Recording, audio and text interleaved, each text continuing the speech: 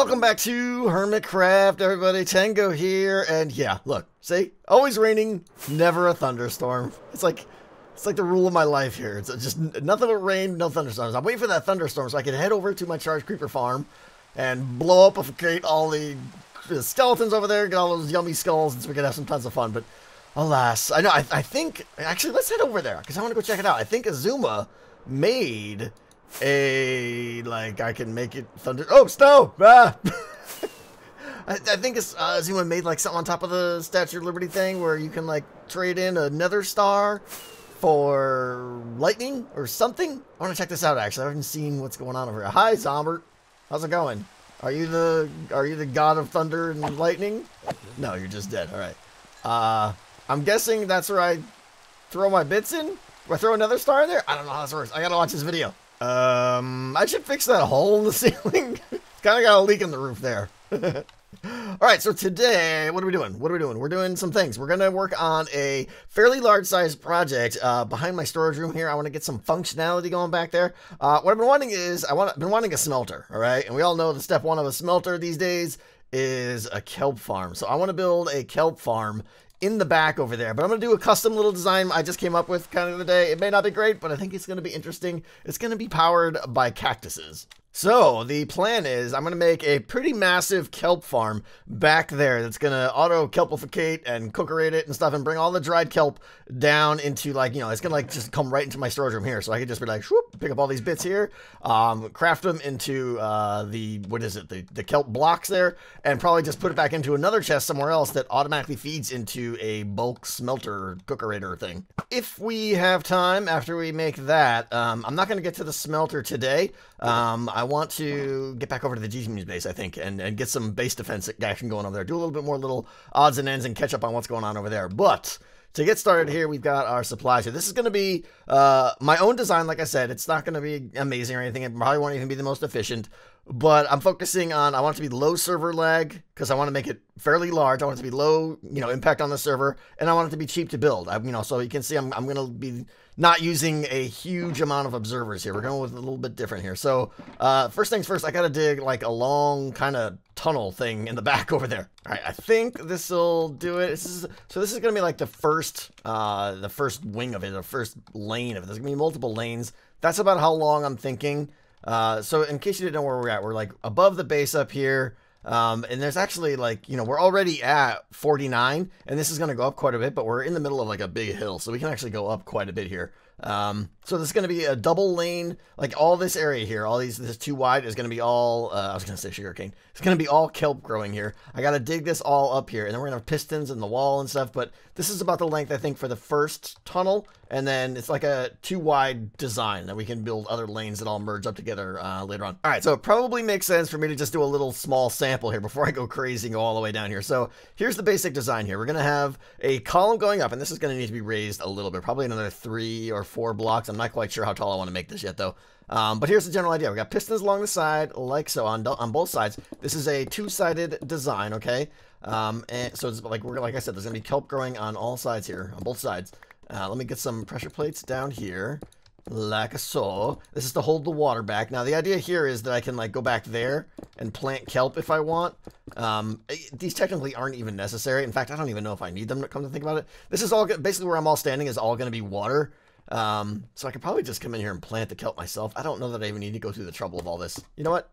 Skip all that. We don't need it. We don't need it. Too complicated. This design is already super simple. So that's basically the design. The kelp's going to grow on all of this stuff here, all the way up to there, and then periodically these pistons are going to go chakunk and expand, probably like in bulk. So I'm not having an observer for every plant stock like most farms. Instead, I'm going to let them grow for some time, and that's where the cactus powered action comes in, which is pretty cool. And then like a whole wall of these pistons are just going to pop out. So there's a little bit of inefficiency there, which I'll get into in a bit. But the part that's making it cactus powered is really what's making this server friendly, I think. So yeah, I need to do this, and then in the back here, this is where I need to do behind all these guys. I got to do a little bit of work here. I need to power these pistons like so. I'm going to get some redstone wire on top of all this. And then we're going to have a little cactus growing back in here. And every time the cactus grows, we'll have one observer monitoring that. And that's when the whole piston band is going to update and pop all of the kelp off. So we have a sample row of pistons there. We're going to work on this side now. In the back, you can see I have a row of blocks behind all the pistons with redstone on them. So we're going to have one observer that's going to power like probably 30, 32, depending on how far the redstone goes and stuff, in both directions. So like a big band of pistons are going to extend at the same time and pop a ton of kelp off. So here's the simple deal here. We're going to use Cactus growing as our timer here. And this is where it's like, I think this is super cool. It works out good because the timing of a cactus growing is good, where you like basically you're gonna get all the kelp is gonna get to grow kind of 2 or 3 lengths, you know, at a time here. They're not gonna, you know, some may go up 5 or 6, maybe even 8 or so in that time before one cactus even grows here. So it's kind of nice here. So let me do that. We're gonna do this. We're gonna take some observer. We're gonna do a little bit of that. And then we gotta we gotta do that and that, okay? So now, whenever, you can watch for it. There you go. So now whenever that cactus grows, it's going to instantly break because there's going to be a bar right there. And when it grows, it'll automatically pop off because the bar is there to break it. But the observer is going to trigger a signal, which is going to pop out all these guys. So very simple, low cost, you know, very little impact on the server here. This farm is basically doing nothing 99.9% of the time. And then every once in a while, boom, the pistons pop out. And all of this, like all the kelp from here down to there is all going to pop off at the same time, and it's all going to float up in the water and be collected in our water system up there. So that's pretty much it. I need to figure out how far down that's going to go. Count the redstone, of course. You know, like what do we got here? We got 1, 2, 3, 4, 5, 6, 7, 8, 9, 10, 11, 12, 13, 14. Looks like it'll probably go one more here.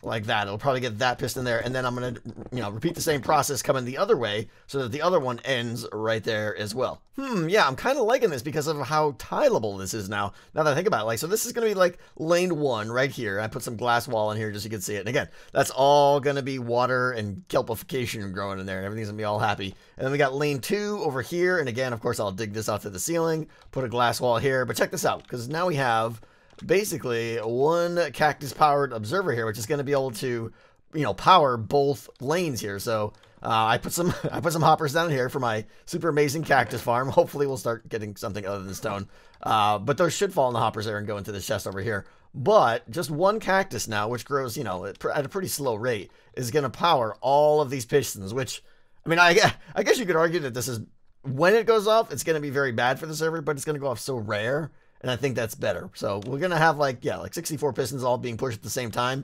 But most of the time, again, this farm is doing nothing. So let me show you what's going on up here. I started building the upstairs here now.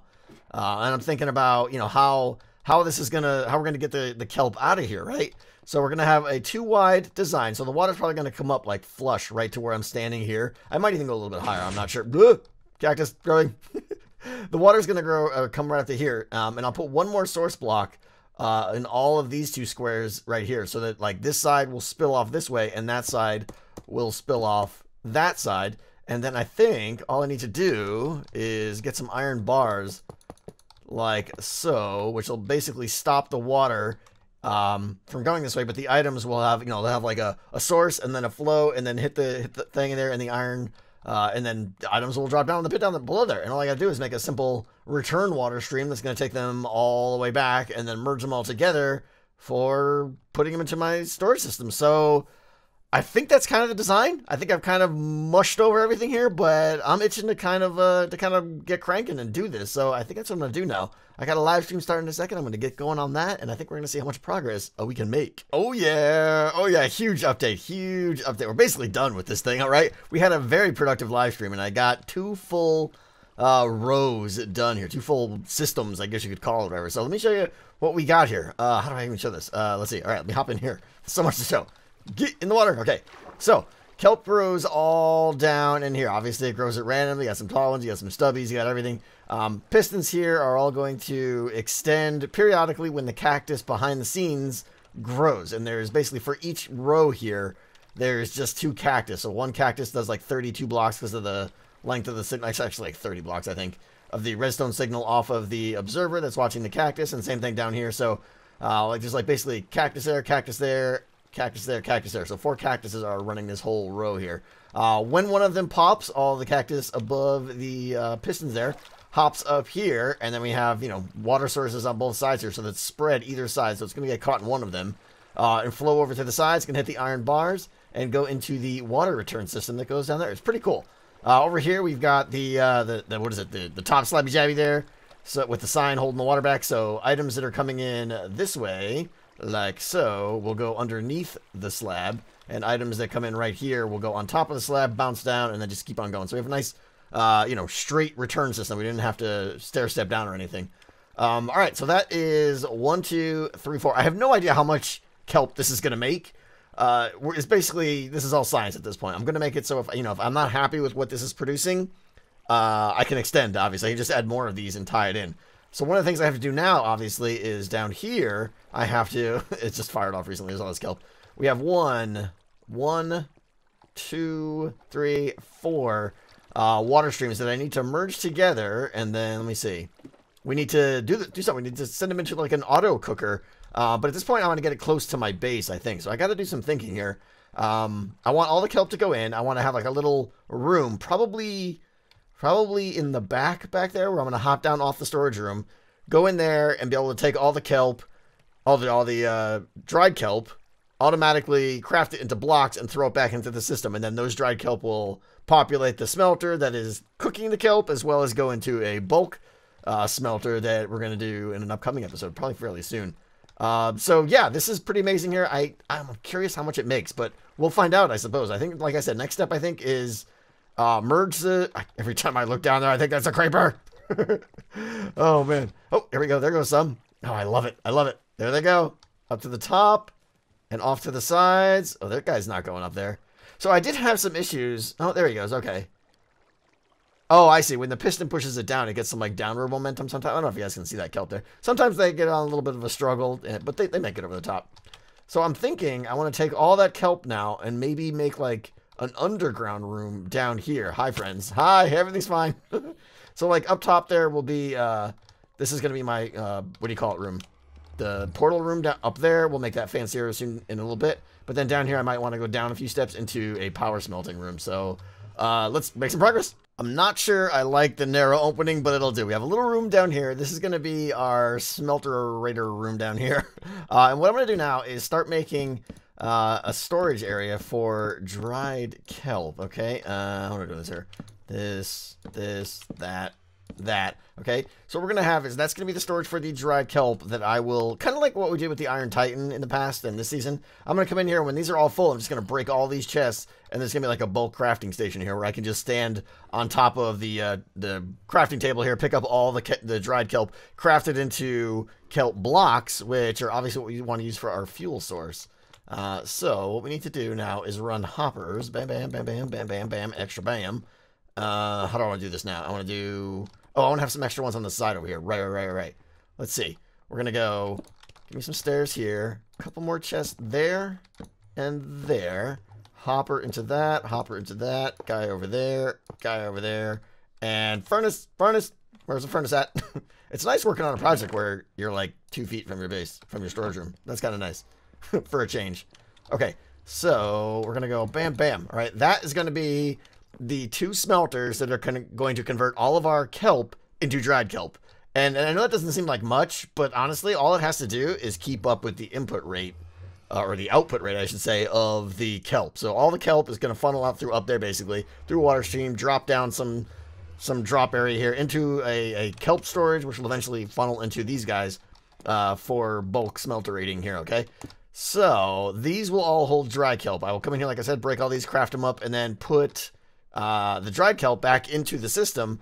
I'm not sure, there's gonna be like up there or something like that. I'll have like a little chest where I can click on and shift double click all the dried kelp blocks in, but then there'll also be like this wall over here probably will be input into my, you know, actual bulk smelter. So that's where I'm gonna put most of the dried kelp blocks. All right, dried kelp bulk storage there. This chest here is gonna be, I'm gonna craft all the dried kelp into kelp blocks there, put it into this double chest here, which will funnel into the side of those 2 furnaces, and it should, you know, I'm gonna put in like a whole ton at once, so it should split evenly between those 2 furnaces, which should be fine. And then we have a nice cascading raw, you know, undried kelp input system here with a glass little drop shaft there. So the raw kelp is going to drop into there, funnel down into here, and we're ready to go here, I think. So Let's see. I want to do a little bit more, like, cover this up. I'm trying to do these. What do we got here? What color is this? Dark oak trapdoors, I think. I have no idea. We're going to make some kind of attempt at decorating this and kind of hiding the hoppers. Like that, maybe? I think. I don't even know why I put those stairs there. They probably weren't necessary. And then what I want to do is get, let's see. Do I have lamps? I don't have redstone lamps. I'll have to make them. What I want to do is put some redstone lamps like on top of that guy and that guy right there, so that when these chests start to fill up, those lights turn on. So I can just come down here to glance and know when it's time to crafticate all the kelp into blocks. I got the lights in place. I'm going to quickly hook them up here. I'm going to cover this hopper. That's the last one. That's like the top corner hopper here. So if I put a comparator off of that and basically try and drag a signal off of it, I'll know, let's see here. I'll know when that gets to be like a significant signal, I'll know that it's you know, more than just traffic flowing through there. It's actually like there's just too much stuff in the hopper there. So that, and then I think we'll do that, and that goes there. Right. So now when I get a lot of things in that hopper, that should turn my light on. Excellent. Okay. So yeah, I switched to stone in here because you know, terracotta is awesome, but no stairs, so can't build with it. I needed stairs for the corners there and stuff. I like that look. Without stairs, you can't do anything serious, and that drives me nuts. So I switched to stone in here, put a little lights in the floor here. It kind of makes more sense. It's a smelting room. It's not really, like, you know, fancy. It should be stone and stuff. So, all right, that light just went off to show all the items went through, which is like they shouldn't be there and everything, but whatever. I'll get all this cleaned out. But like I said, when both those lights are turned on, then the system is essentially completely backed up. So all that's left now is to pipe those, the kelp down to that drop shaft right there. All right, waterways are in, and we just actually had a batch come through there. Oh, another one coming in. Here it comes. Oh, let me get over here. Let me get over here. You see it all shooting off the sides. I love doing waterway stuff like this. Is great. All flooding in now. So we have the two ends, that end cap and this end cap, dropping down one into a little water stream here with a little 2 extra sources there. Flows over here underneath the slabby jabby. Get it. And over here, underneath that slab, and then down into the glass storage area down below. Blue torches. All my particles are like completely messed up here. Check out end rods. Where are they? Let me get one of these guys. Everything is so messed up. Watch. Place on the ground. Where are the particles at? Where are they at? Come on. Do I have them turned off? Basically, ever since I got Optifine. Oh, there we go. What is that? There's like wheat growing off my end rod. I hate when that happens. Yeah, all my particles are totally messed up. I don't know what's going on. It's probably like one of these resource packs that are out of date or something. One of you guys are going to leave a comment letting me know what's going on. I don't know, but ever since I got Optifine, which it took me forever. It took me forever to get Optifine. I finally did it though. But yeah, we got blue torches now. That's a bonus. Not bad. Not bad. I just did like a little bit of AFK, and we already got like maybe what 9 stacks or so of this stuff. It's going pretty good here. So I think we're good. The thing that I'm keeping my eye on here is I can't really see. Hold on. Do I have any blocks? No, I don't have any blocks. I cleaned everything up. How's that furnace looking? So right now, both furnaces are staying full, which is good. The hoppers above them are full. So I think we have a surplus. Yeah, we have a surplus of. Yep, there it is. Here comes another big batch right there. You can see it dropping down. It's so cool. We're definitely getting a surplus of these guys, so that is going to fill up, but it's not like overwhelmingly full. Like this has been going for an hour or so. So I think we might be good. I mean, eventually, like I said, you know, this whole back storage here will fill up, and then eventually, yeah, the kelp will just start rotting there. If we get there, then I might look into putting I might look into like making this like quad smelters or something. It should be pretty easy to update that. So I'm gonna let this run for quite a while here now. Something tells me this is gonna fill up pretty quick though. Not next episode, probably not next episode, but very soon I want to get to a smelting system now, because like I want to obviously craft all this into kelp blocks, you know, make sure this is filled up as my first priority. But then after that, I'm gonna start putting all that kelp into another huge smelting system that will probably go all back in here or something. And I'm really excited to do that. I don't know what designs are out there, but you know, as usual, I like to just kind of design my own and make something up. Even if it's inferior, it's still more fun to do your own, I think. And then we got to get back to the base. There's so much I want to do here. I got to finish the glass lake up there, obviously. Put the all the glass around. I got to finish right there. I want to get the island kind of finished in like cone shape down here. But I think even more than any of that, I want to get like the front of this area right here, because obviously just having a base like floating in the sky, it just looks silly. Like I want to turn this into the structure with a nice, you know, facade to it and everything that looks. Who's coming at me? Slime. Hi.